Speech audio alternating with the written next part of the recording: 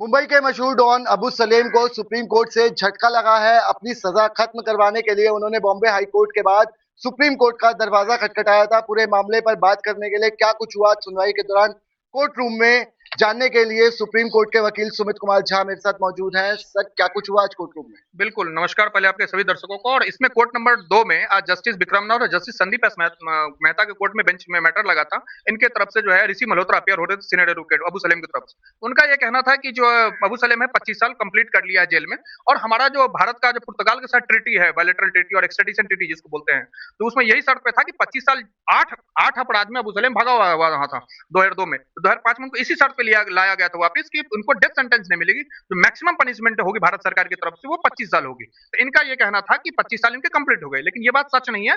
महाराष्ट्र सरकार की तरफ से जो वकील अपियर हो रहे उन्होंने साफ साफ कहा, उन्होंने मैनुअल भी रेफर किया कि इनका 3 साल 16 दिन अभी कम पड़ रहे हैं, तो जैसे वो कंप्लीट होगा फिर उसके बाद हम रिलीज करेंगे। और जस्टिस मेहता ने साफ साफ कहा कि आप बंबई हाईकोर्ट जाइए, आपने एंटरिम ऑर्डर के अगेंस्ट यहाँ आ गए हैं, तो आप बेहतर है कि पहले वहां डिस्पोजल कराइए, वहां से चीजें जब नहीं होंगी तब आप फिर सुप्रीम कोर्ट आइएगा। ये सिर्फ एंट्रीम एप्लीकेशन को हम यहाँ, चूंकि कारण क्या है, आर्टिकल 136 ये बताता है कि किसी ऑर्डर का नोटिफिकेशन किसी भी चीज के अगेंस्ट आप सुप्रीम कोर्ट आ सकते हैं। पावर तो देता है, लेकिन उस पावर को एक्सरसाइज करने सुप्रीम कोर्ट ने साफ साफ मना कर दिया।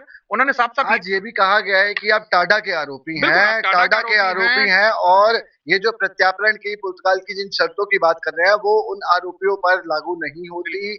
और मुंबई के 93 ब्लास्ट से जुड़ा ये पूरा मामला था। मुंबई के 93 ब्लास्ट से जुड़ा मामला है, और 93 ब्लास्ट मेन एवेन्यू है। उसके अलावा कई और गतिविधियों में अबू सलेम का नाम है, और ये डी कंपनी के बड़े राइट हैंड माने जाते थे एक टाइम में, छोटा राजन ये सब। तो अबू सलेम का और मोनिका बेदी जिसके साथ इनका मैटर था सारा कुछ, तो वो पुर्तगाल के साथ जो कंडीशन था वो 25 साल वाला है कि 25 साल को ही हम जो है, क्योंकि यहाँ पे 2 गवर्नमेंट का मामला है, पुर्तगाल गवर्नमेंट और इंडियन गवर्नमेंट। तो वहां पे ये शर्त पहले ही रखी गई थी पुर्तगाल गवर्नमेंट की तरफ से कि अब इनको डेथ सेंटेंस देने के कायदे से, इनको जो एज पर लॉ देखें तो इनको डेथ सेंटेंस अवार्ड होना चाहिए था, लेकिन ना आजीवन कारावास, कम से कम डेथ सेंटेंस नहीं तो आजीवन कारावास होना ही चाहिए था। लेकिन पुर्तगाल सरकार ने उस टाइम ही क्लियर कर दिया था कि आप अंडरटेकिंग देंगे कि आप 25 साल में इनको रिलीज कर देंगे, तो ये 25 साल में ही रिलीज होगा। इनका 3 साल 16 दिन अभी बच रहे हैं, उसके बाद ही होगा। और मीनवाइल उन्होंने इतनी इनको आजाद लिबर्टी दी कि आप विड्रॉ कर लो, और विड्रॉ करके जो है आप जाकर के बंबई हाईकोर्ट में चीफ जस्टिस सामने मेंशन करो, और वहां पे फाइनल कराओ। वहां से अगर कुछ नहीं होता फिर आप यहाँ आना। अभी के लिए हम यहाँ पे इंटरटेन नहीं कर सकते।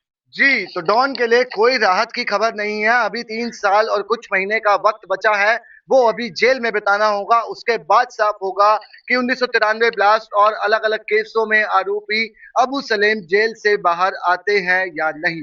अपने सहयोगी नितिन पराशर के साथ रोहित गोयल, डायनामाइट न्यूज, दिल्ली।